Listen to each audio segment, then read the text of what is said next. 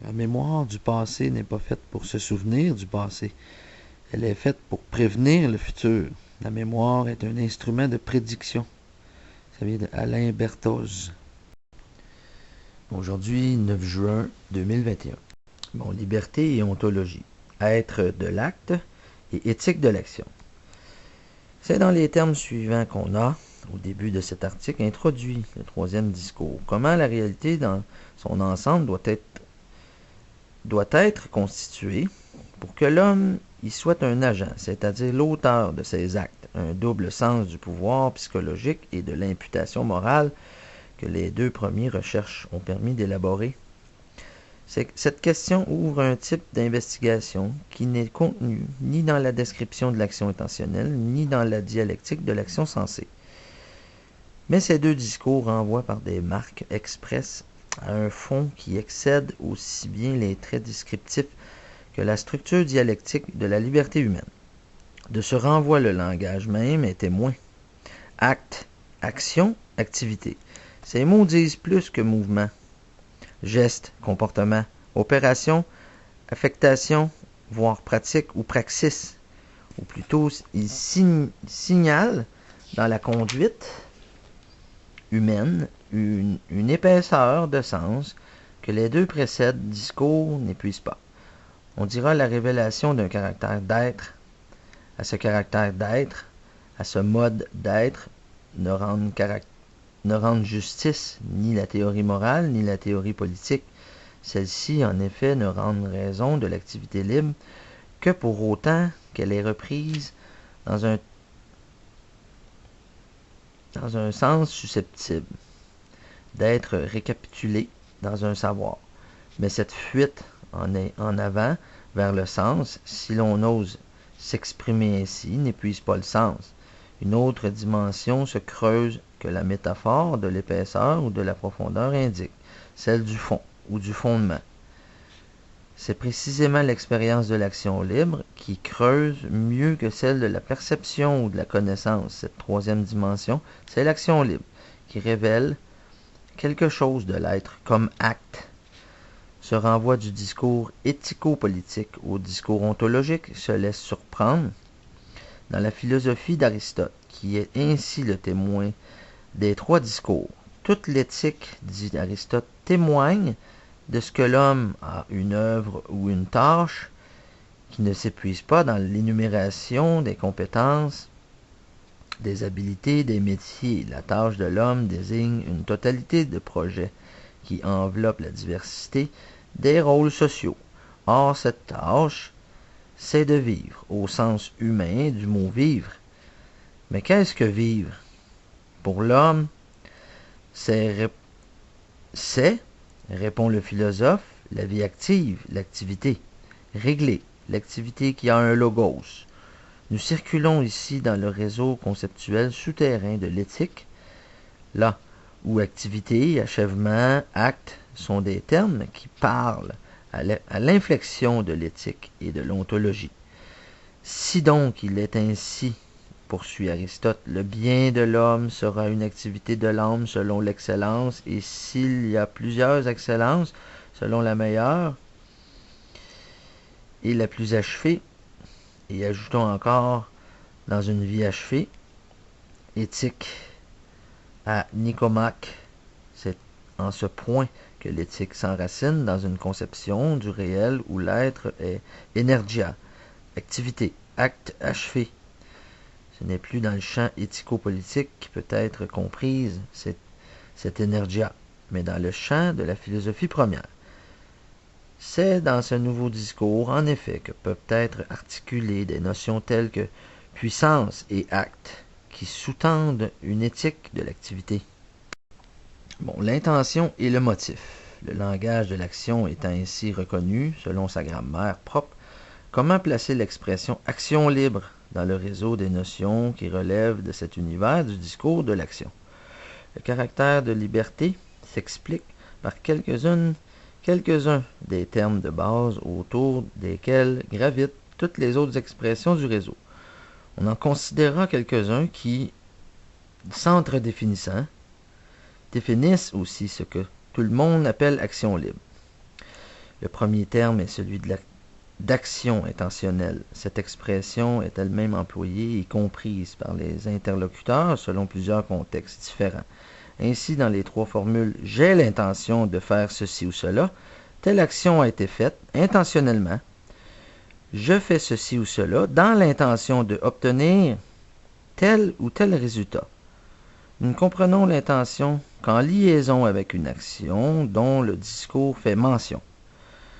Qu'ajoute-t-on à cette désignation de l'action en la disant intentionnelle? Pour répondre à cette question, il faut interroger les contextes dans lesquels cette expression est tenue pour signifiante. C'est ici que la notion d'intention appelle celle de motif. Ainsi, dans les expressions où l'on dit qu'une action a été faite intentionnellement, celle où l'on dit agir dans telle ou telle intention renvoie plutôt aux notions de projet et de fin. Considérons donc ce lien entre intention et motif. Pour cela, examinons l'usage du mot intention. On l'emploie en général dans les énoncés qui sont des réponses à des questions de la forme. Que faites-vous et pourquoi le faites-vous? À vrai dire, ces 2 questions n'en forment qu'une. La réponse à la question « quoi » se trouve pleinement développée dans la réponse à la question « pourquoi ». Or, nous n'alléguons une intention que dans le cas où la réponse à la question « pourquoi » invoque un motif qui a pour nous le sens d'une raison d'agir, et non le sens d'une cause. Appeler une action intentionnelle, c'est donc d'abord exclure une certaine explication. L'explication par la cause. Certes, il y a des motifs qui ressemblent à des causes. Ce sont tous les motifs, on peut dire, qu'ils regardent en arrière. Je me venge parce qu'un tel a tué mon père. J'exprime ma gratitude parce qu'un tel m'a procuré un bienfait. J'ai pitié parce qu'un tel est tombé dans le malheur. Mais s'il est vrai que le motif regarde en arrière, il ne pousse pas à la manière d'une cause. Ce n'est pas l'événement passé en tant que tel qui produit mon sentiment actuel, mon action présente, mais un certain caractère de cet événement, caractère jugé bon ou mauvais, auquel l'action répond. C'est pourquoi nous disons par vengeance, par pitié, etc. Un événement passé ne motive une action présente que par l'intermédiaire d'un caractère désirable, positif ou négatif, qui est lui-même évalué, interprété. Ce trait est plus fortement marqué lorsque le motif allégué n'est ni un antécédent ni un conséquent de l'action, mais une manière d'interpréter l'action. Je vous donne telle ou telle raison pour laquelle j'ai agi. Cela veut dire, je vous demande de considérer l'action sous un certain éclairage, de la placer sous un certain jour, de la considérer comme alléguer un motif, au sens d'une raison d'agir, de tenter de donner une signification susceptible d'être communiquée à autrui et comprise par lui. Le motif fait que l'action est telle qu'elle a tel caractère, qu'elle peut être comprise de tel point de vue, être rattachée à un ordre de signification psychologique, morale, sociale, culturelle, comprise par autrui. Bref, alléguer un motif, c'est rendre clair ce qu'on fait aux yeux d'autrui et à ses propres yeux. Une première approximation de la notion de liberté résulte de cette analyse des notions d'intention et de motif. Dans le langage ordinaire, une action est reconnue comme libre si on peut en rendre compte à autrui et à soi-même, en alléguant des motifs qui ont la signification de raison, de, et non celle de cause. Nous appelons contrainte les actions que nous ne pouvons pas expliquer par des motifs au sens de raison de, mais au sens de cause. Et, comme un grand nombre de nos actions se tient dans l'entre-deux de la raison de et de la cause, ces actions présentent à nos yeux et aux yeux de nos interlocuteurs tous les degrés intermédiaires du libre et du contraint. À cet égard, pour le langage ordinaire, la liberté, contrainte et contrainte ne sont pas des absolus séparés par un fossé infranchissable. Ce sont 2 pôles auxquels nous référons tous les degrés du libre et du moins libre, du contraint et du moins contraint. L'art de la conversation excelle mieux que les philosophes dans ce jeu des degrés et des nuances. La science permet bien de répondre avec rigueur et objectivité à certaines questions, mais celles-ci ne sont pas les seules questions qui méritent d'être posées, ni les seules questions importantes que l'humanité se pose, encore moins les seules auxquelles elle a profondément besoin de répondre. Ça vient de Manon Bonnet-Gaillard. Bon, penser avec logique. Les 3 démarches logiques précédentes consistent à comparer des informations données avec celles existant en mémoire, dégager des ressemblances en est le but. Cette démarche s'appuie, semble-t-il, sur un fonctionnement neuronal de base qui est de rapprocher les informations et les comparer. En fait, ce fonctionnement s'effectue en 2 temps. Voyons. Pour rapprocher les informations, il faut d'abord les décomposer en éléments simples, les analyser, les identifier, les sélectionner, les compléter. Le travail de comparaison, de rapprochement, ne s'effectue qu'ensuite dans la phase de synthèse pour donner un sens nouveau à l'ensemble. En fait, plus on s'habitue à effectuer des rapprochements entre éléments, entre classes, entre situations, plus il est facile de résoudre les problèmes et plus l'intelligence se développe. Bon, la logique multivalente, les démarches logiques précédentes sont fondées uniquement sur les ressemblances ou différences et contradictions entre éléments. Il s'agit là de logique bivalente. Une autre logique existe dont la base est la pluralité des situations possibles entre éléments. La logique multivalente. Cette dernière met en relation toutes les composantes d'un terme avec toutes celles d'un autre terme. Exemple. Lorsque la logique bivalente indique que M. MC, homme, est mortel, elle se place à un niveau physique uniquement. La logique multivalente se situe au contraire à tous les niveaux. Elle approfondit le niveau physique par la transmission de ses gènes. MC se perpétue physiquement dans le temps. Elle situe même l'homme au plan spirituel. MC, pour de nombreuses religions, est d'une certaine manière immortel. La logique multivalente combine toutes les données entre elles.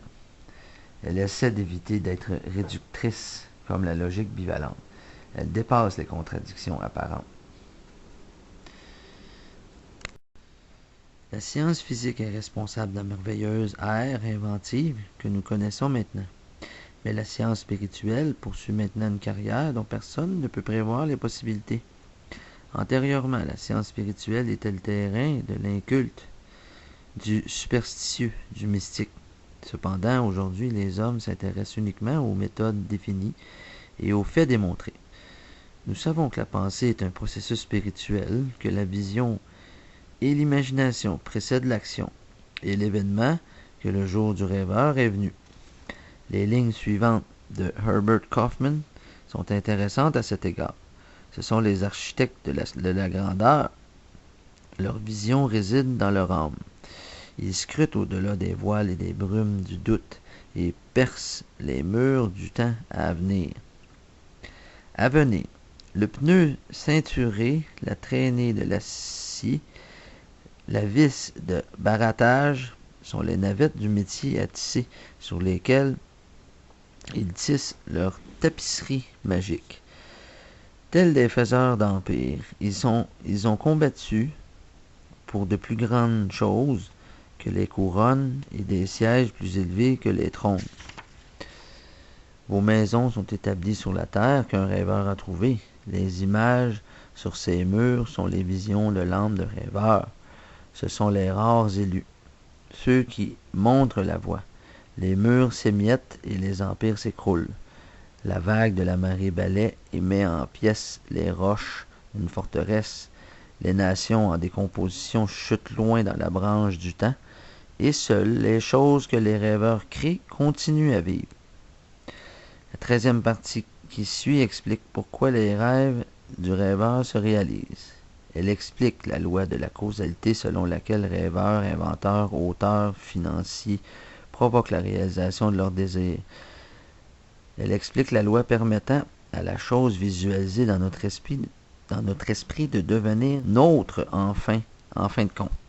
Bon, voici 3 importants fondements de la science empirique et expérimentale. La science empirique et expérimentale repose sur au moins 3 présuppositions raisonnables, mais indémontrables au sens strict du terme. On pourra formuler ces 3 idées comme ceci. En premier, il existe un monde réel, indépendant de nous, de nos croyances, représentations, sentiments, opinions, cadres conceptuels et ainsi de suite. En deuxième, certaines de nos propositions décrivent des états de ce monde réel. Elles sont en principe vraies ou fausses, selon que ce qui est affirmé est conforme ou non à ce qui s'observe véritablement dans le monde réel. En troisième, nous pouvons communiquer aux autres ce que nous pensons avoir découvert du monde, et les autres peuvent à leur tour entreprendre de le vérifier. La première idée est celle du réalisme extérieur. Il s'agit de cette attitude métaphysique adoptée par la plupart des gens et par presque tous les philosophes et les scientifiques. Cette idée n'est pas une thèse sur le monde ou sur la meilleure manière de le connaître, mais la condition préalable de toute connaissance. Elle est, en outre, l'hypothèse la plus simple et la mieux confirmée qui permet d'expliquer la régularité du monde extérieur. Martin Gardner la présente ainsi. Si vous demandez pourquoi tous les scientifiques, tous les philosophes et tous les gens d'ordinaire, à de rares exceptions près, ont été et sont toujours des réalistes impénitents, laissez-moi vous le dire. Aucune conjoncture scientifique n'a été confirmée de manière aussi spectaculaire. Aucune autre hypothèse n'offre d'explication aussi simple de la raison pour laquelle la galaxie d'Andromède est de forme sphéroïdale sur tous les clichés, de la raison pour laquelle tous les électrons sont identiques, de la raison pour laquelle les lois de la physique sont les mêmes à Tokyo qu'à Londres ou sur Mars, qu'elles étaient présentes avant que la vie n'apparaisse et seront toujours présentes si toute vie s'éteint, de la raison pour laquelle n'importe qui peut prendre un cube en fermant les yeux et compter 8 coins, 6 faces et 12 arêtes, et de la raison pour laquelle votre chambre vous paraisse la même que celle dans laquelle vous vous êtes réveillé hier matin. La deuxième thèse, celle de la vérité-correspondance, affirme que nos propositions qui se rapportent au monde sont vraies ou fausses selon qu'elles correspondent ou non à ce qui s'observe réellement dans le monde. L'idée de vérité-correspondance est elle aussi partagée par le sens commun, les philosophes et les scientifiques dans leur très immense majorité. Elle a reçu d'innombrables formulations. Pour Aristote, par exemple, dire vrai, c'est dire ce qui est, que cela est de ce qui n'est pas, que cela n'est pas. Pour la scolastique, le vrai est adequatio rerum intellectus, c'est-à-dire la conformité ou l'adéquation de notre pensée aux choses. Il faut cependant distinguer entre la distinction du concept de vérité, d'une part, et les critères et procédures de détermination de la vérité, d'autre part. Expliquons ce que cela veut dire. Défendre le concept de vérité-correspondance, c'est défendre l'idée que la vérité est un prédicat dont la signification est donnée par la correspondance entre une proposition et un état de fait. Le logicien Tarski a donné la formulation technique canonique de ces idées. Par exemple, la proposition « la neige est blanche » est vraie si la neige est blanche. La vérité se définit ici par retrait des guillemets. Mais il ne suffit pas de savoir ce que signifie être vrai pour déterminer les critères et procédures qui nous permettront de décider s'il y a correspondance, et donc vérité. En certains cas, c'est fort simple, en d'autres difficile, et d'autres encore impossible. Toutefois, la signification du concept de vérité reste toujours la même. Pour illustrer tout cela, je reprendrai un exemple à Martin Gardner, dont il faut cette fois encore saluer le talent pour exposer simplement des idées difficiles. Je vous montre un paquet neuf de 52 cartes. J'étale les cartes face à contre-table et je tire une carte au hasard, sans la regarder. Je la dépose sur le coin de la table, toujours face cachée. À présent, j'écris sur une feuille en désignant cette carte isolée. Cette carte est la dame de cœur. Que signifie être vrai pour cette proposition? Attention, je ne vous demande pas comment nous saurons qu'elle est vraie. Si vous faites l'expérience avec des scientifiques, des philosophes, des gens ordinaires, vous constaterez que tout le monde convient que cette proposition est vraie et seulement si cette carte est la dame de cœur. Comment déciderons-nous si c'est le cas? À cette question, chacun répondra qu'en retournant simplement la carte, on saura s'il s'agit bien de la dame de cœur. La distinction entre signification de la vérité comme correspondance et les critères et procédures permettant de décider de la vérité est rendue claire par cet exemple. Elle est cruciale. En effet, il peut arriver qu'il soit difficile de déterminer ces critères et procédures et de formuler un jugement. Cependant, la signification du concept de vérité reste la même.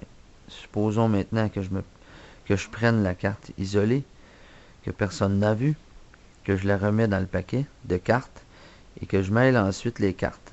Sur ma feuille, je change le mot « est » pour « était ». On lit cette carte « était la dame de cœur ». La signification de la proposition pour ce qui est du concept de vérité n'a pas changé. Mais notez, comme il est désormais difficile de déterminer si la proposition est vraie, on pourrait peut-être retrouver sur la carte des particules de bois en grande quantité qui auraient été laissées là par le frottement de la carte sur la table. On peut imaginer que cette carte est la seule à avoir une face. L'empreinte digitale du pouce et de l'autre empreinte digitale de l'index de la personne qui l'a manipulée. Si on retrouve ces signes distinctifs sur la dame de cœur et sur elle seule, on sera tenté de dire de la proposition « Cette carte était la même dame de cœur » est vrai. Pardon. À quel degré? Quel constat permettrait de se prononcer? Avec quelle assurance? Ces questions sont le lot des chercheurs en sciences. Leur clarification est pour les épistémologues un nœud de problèmes difficiles et qui restent irrésolus. La science a eu tendance, et cela fut probablement une nécessité, à chercher à expliquer des faits journaliers par la généralisation des faits moins fréquents qui forment l'acception. C'est ainsi que l'éruption du volcan manifeste la chaleur continuellement en action à l'intérieur de la Terre et à laquelle cette dernière doit en grande partie sa configuration. C'est ainsi que la foudre révèle un pouvoir subtil constamment occupé à produire des changements dans le monde inorganique. Et tout comme régnant par le passé parmi les nations les langues mortes, rarement entendues de nos jours, de même une dent géante trouvée en Sibérie, ou un fossile découvert dans les profondeurs de la Terre, battent non seulement le record d'évolution des siècles passés, mais nous expliquent de ce fait l'origine des collines et des vallées que nous habitons aujourd'hui. Ainsi, la généralisation des faits rares, étranges ou exceptionnels a constitué l'aiguille magnétique qui a mené toutes les découvertes de la science inductive. Cette méthode est fondée sur la raison et l'expérience et a, de ce fait, détruit la superstition, le précédent et l'usage. 300 ans ont passé environ depuis que Lord Bacon a recommandé cette méthode d'étude à laquelle les nations civilisées doivent la plus grande partie de leur prospérité et la part la plus précieuse de leur connaissance. Elle a purgé notre esprit des préjudices étroits et des théories sectaires bien plus efficacement que l'ironie la plus vive. Elle a ainsi davantage réussi à attirer l'attention humaine du ciel vers la terre grâce à des expériences surprenantes que par la démonstration énergique de leur ignorance. Elle a éduqué avec plus de puissance les facultés inventives de l'homme par l'approche perspective de découverte utile et transparente pour tous que par un exposé mettant en lumière les lois innées de notre esprit. La méthode de Bacon a saisi l'esprit et le but des grands philosophes de la Grèce et les a mis en vigueur grâce aux nouveaux moyens d'observation offerts par un autre ère. De ce fait, elle a progressivement révélé un champ merveilleux de connaissances dans l'espace infini de l'astronomie, dans l'œuf microscopique de l'embryologie et dans l'air trouble de la géologie.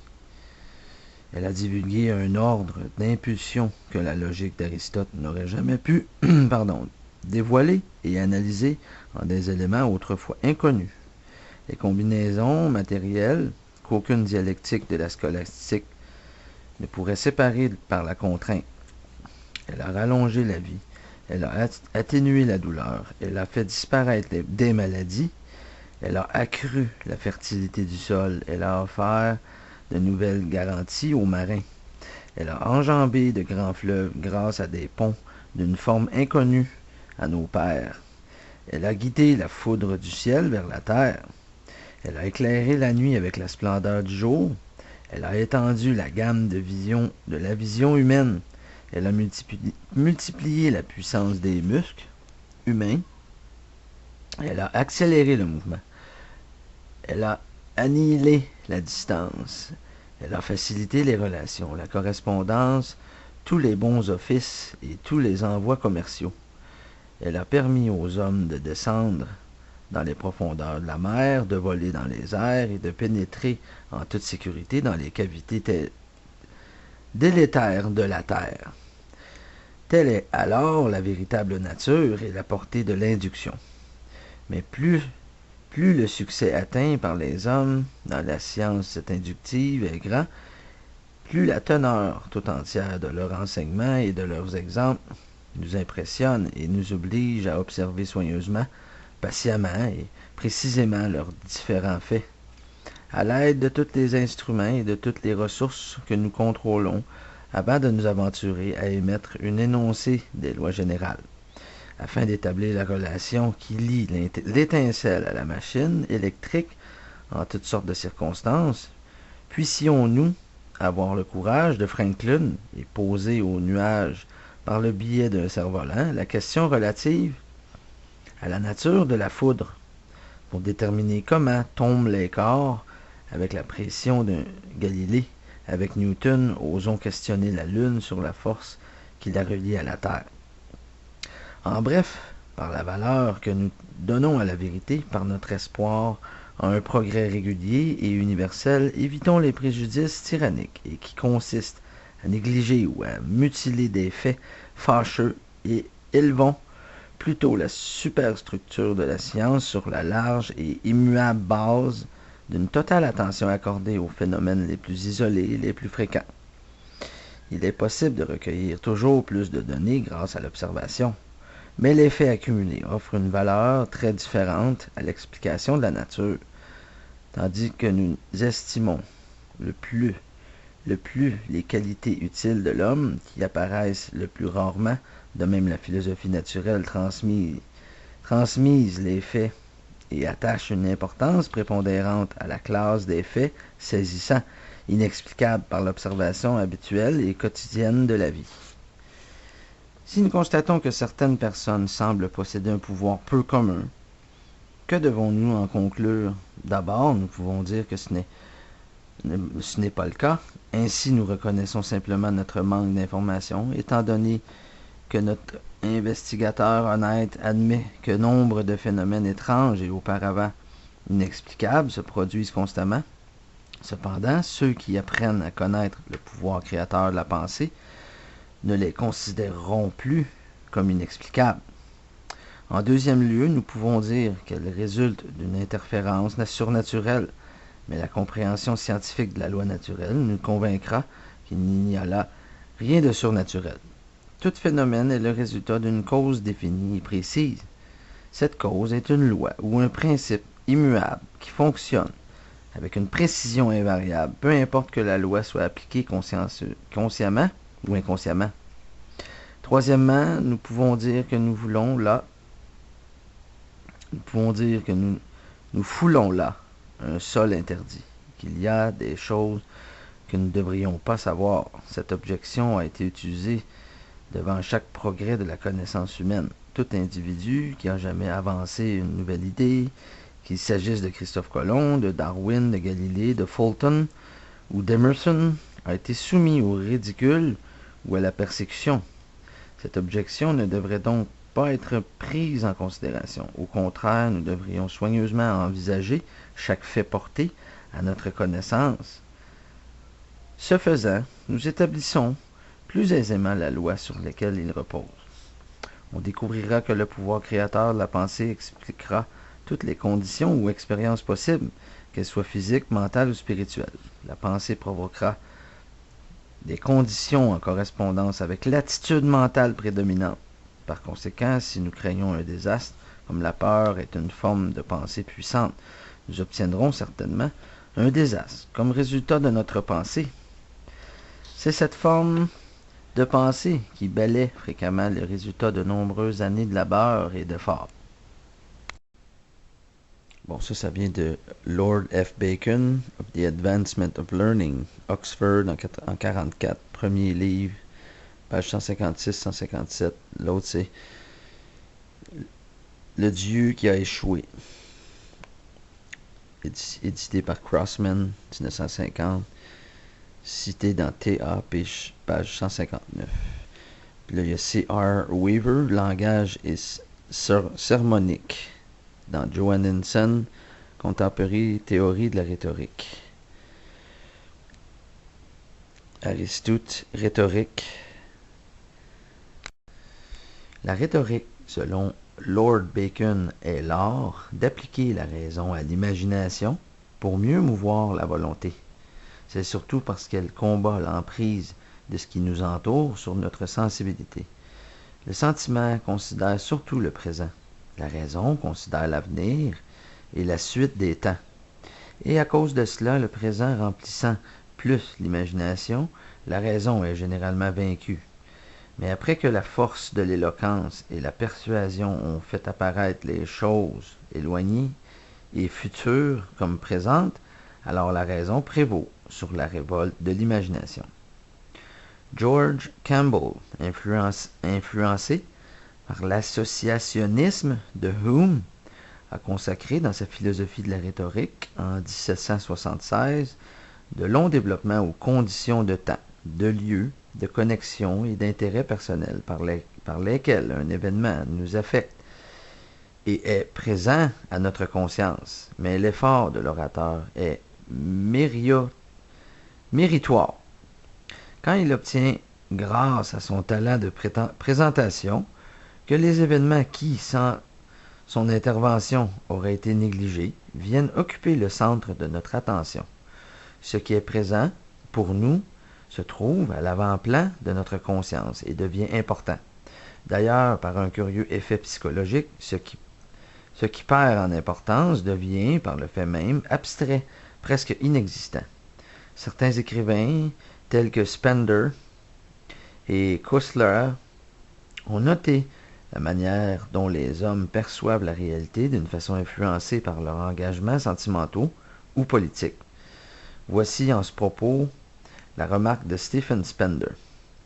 Presque tous les êtres humains ont une saisie très intermittente de la réalité. Un petit nombre de choses seulement qui, illustrant leurs propres intérêts, sont réelles pour eux. Les autres choses, qui en fait sont tout aussi réelles, leur apparaissent comme des abstractions. Vos amis, parce que vos alliés sont de vrais êtres humains, vos adversaires ne sont que d'ennuyeux, peu raisonnables, inutiles, thèses dont les vies ne sont que de faux jugements que vous souhaiteriez effacer avec une balle de plomb. La liaison qui s'établit ainsi entre la présence de certains éléments à la conscience et l'importance qu'on leur accorde a permis de ne voir dans la rhétorique que l'art de créer cette présence grâce aux techniques de présentation. Richard Weaver, dans un discours considéré comme un classique de la théorie rhétorique américaine, a pu dire « La rhétorique, globalement considérée, est un art de l'emphase. L'orateur ne doit pas, comme le logicien, énumérer tous les chaînons de son raisonnement. Il peut laisser sous-entendre des prémices que tout le monde connaît, d'où la définition aristotélicienne de l'antimème comme syllogisme rhétorique. Il est cependant indubitable que, pour créer la présence, il est utile d'insister longuement sur certains éléments qui ne sont pas douteux, en prolongeant l'attention que l'on accorde aux augmentants. On augmente leur présence dans la conscience des auditeurs. Ce n'est qu'en s'étendant sur un sujet que l'on crée l'émotion recherchée. Diverses techniques ont été recommandées à cet effet par les maîtres de rhétorique. L'insistance peut résulter de la répétition, de l'accumulation des détails, de l'accentuation de certains passages. On traitera un sujet d'abord d'une façon synthétique, puis par l'énumération des parties. En créant une image mentale ou un idéal, nous projetons une pensée sur la substance universelle dont toutes choses sont créées. Cette substance universelle est omniprésente, omnipotente et omnisciente. Devons-nous informer l'omniscience du canal correct à utiliser pour matérialiser notre demande? Le fini peut-il conseiller l'infini? C'est là la cause de notre échec, de tout échec. Nous reconnaissons l'omniprésence de la substance universelle, mais nous n'apprécions pas le fait que cette substance soit non seulement omniprésente, mais également omnipotente et omnisciente, et par conséquent qu'elle mettra en mouvement des causes que nous pouvons ignorer totalement. Nous conserverons notre intérêt au mieux en reconnaissant le pouvoir infini et la sagesse infinie de l'esprit universel, et en devenant de cette façon un canal par lequel l'infini peut provoquer la réalisation de notre désir. Ceci signifie que la reconnaissance provoque la réalisation. Par conséquent, comme exercice cette semaine, servez-vous de ce principe. Reconnaissez-le fait que vous faites partie de tout, du tout, et qu'une partie doit être identique en nature et en qualité au tout. La seule différence qui peut exister est une différence de degré. Lorsque ce fait fantastique commencera à imprégner votre conscience, lorsque vous réaliserez vraiment le fait que vous, pas votre corps mais l'ego, l'esprit qui pense fait partie intégrale du grand tout, qu'il est identique en substance, en qualité, en nature, que le Créateur ne pourrait rien créer de différent que lui-même. Vous pourrez également dire « Mon Père et moi sommes un », et vous appréhenderez la beauté, la splendeur et les occasions transcendantales mises à votre disposition. Développez en moi cette sagesse qui découvre mon intérêt le plus véritable, renforcez ma résolution d'exécuter ce que la sagesse me dicte. Ça vient de Franklin. Bon, face à un problème donné, pour le comprendre et le résoudre, 4 types de réponses sont possibles. La réponse instinctive, la réponse apprise, la réponse logique, la réponse créatrice. Ces problèmes peuvent être de tout ordre, scientifiques ou littéraires. Ils peuvent aussi, bien sûr, concerner la vie quotidienne. De manière générale, toute résolution passe par les 2 étapes suivantes. En premier, la compréhension du problème et la recherche de l'information. En deuxième, son traitement, en ayant en tête un certain nombre de remarques préalables. Bon, en premier, conseils généraux pour la résolution de problèmes simples.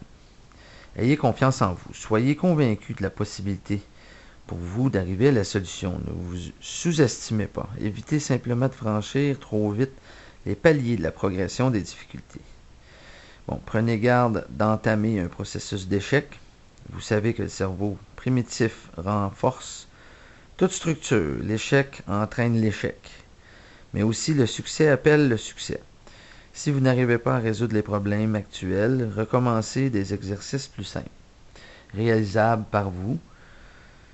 Vous enclencherez ainsi la confiance. Réfléchissez avant d'agir. Sachez perdre un peu de temps au départ pour réfléchir afin d'en gagner ensuite beaucoup dans l'action. Vous Vous devez acquérir cette habitude de travail, procéder systématiquement de cette manière. Bon, épargnez vos forces, évitez de dépenser toute votre énergie dans des démonstrations compliquées, quand il existe des solutions simples. Si vous hésitez entre deux méthodes, choisissez toujours la plus facile, celle qui engage le moins de temps et d'énergie, ou celle qui offre dans la chaîne de raisonnement le moins de risques. Pardon, ne traitez qu'une question à la fois.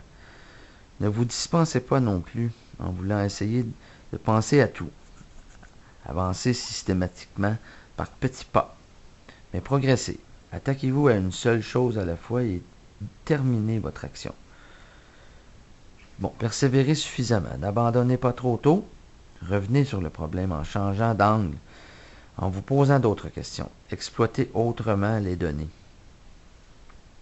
Que votre cortex stimule votre cerveau primitif, qu'il le domine, qu'il le force à se pencher sur la nouveauté, sur les difficultés. Ne vous laissez pas abuser par ce cerveau primitif qui vous indique fatigue et envie d'abandon.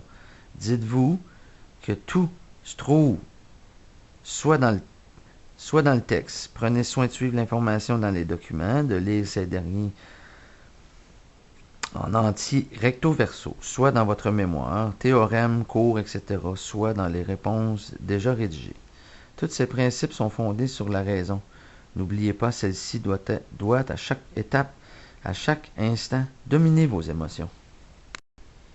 Bon, pour en conclure, voici 5 types de communication scientifique. En premier, le discours scientifique spécialisé, émis par des chercheurs, chercheuses et autres spécialistes à l'intention d'autres chercheurs et spécialistes. Le principal support à l'écrit est l'article scientifique publié dans une revue spécialisée et à l'oral, la communication ou l'exposé lors de colloques, de congrès, etc. En deuxième, le discours scientifique de vulgarisation, émis par des journalistes spécialisés ou par des spécialistes soucieux de vulgariser leurs recherches à l'intention d'un vaste auditoire relativement cultivé ou intéressé par la science. Le support le plus populaire est l'article de vulgarisation, publié dans des revues et magazines spécialisés. Bon, le discours scientifique pédagogique, en troisième, émis par des professeurs, chercheurs ou étudiants diplômés à l'intention du personnel enseignant à des collègues étudiants. Les types de communication les plus courants sont la dissertation, le résumé et le compte-rendu critique, le mémoire et la thèse. En quatrième, le discours scientifique de type promotionnel, émis par des relationnistes et par des spécialistes responsables des relations publiques dans divers organismes publics et privés, à l'intention d'un vaste auditoire. Parmi les principaux supports de cette catégorie, mentionnons le publi-reportage, l'offre de services, le communiqué, le curriculum vitae et la brochure corporative. Ces types de communication ont déjà été traités dans plusieurs ouvrages. Nous y renvoyons notre auditoire.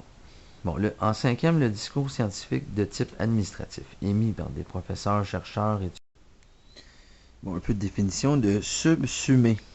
Pensez à un cas particulier sous un principe général, la subsomption. On s'exprime l'aptitude d'un individu à trouver des exemples concrets pour illustrer une idée générale, requiert moins de savoir que de jugement. Ça vient de Kant. Le terme a été répandu par Kant dans la critique de la raison pure, dans le chapitre consacré au schématisme. Today, the guns are silent, a great tragedy has ended. I speak for the thousands of silent lips forever stilled among the jungles and the beaches and in the deep waters of the Pacific, which mark the way. I pray that an omnipotent providence will summon all persons of goodwill to the realization of the utter futility of war.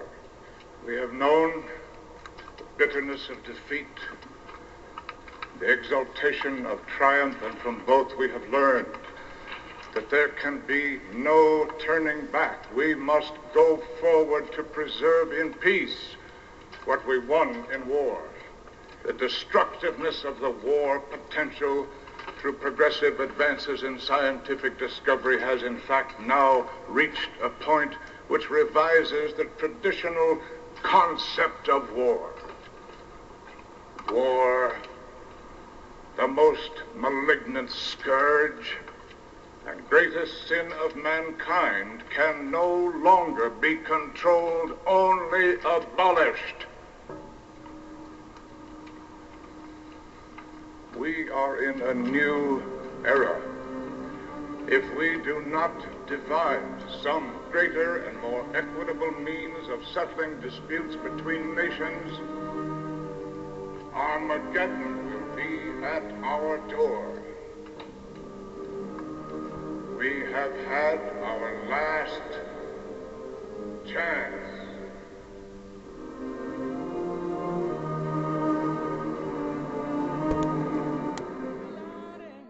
Trouble so hard, ooh Lord, my trouble so hard. Don't nobody know my trouble but God. Don't nobody know my trouble but God.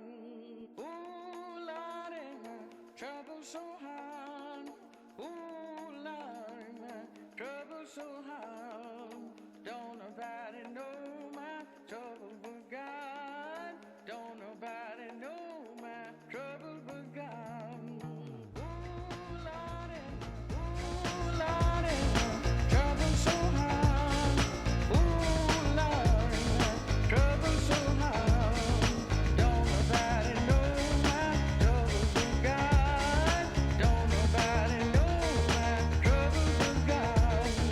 Ooh, Lordy, trouble so hard. Ooh, Lordy, trouble so hard. Don't nobody know my trouble but God. Don't nobody know my trouble but God. When you, ooh Lordy, my trouble so hard. Ooh Lordy, my trouble so hard. Don't nobody know my trouble but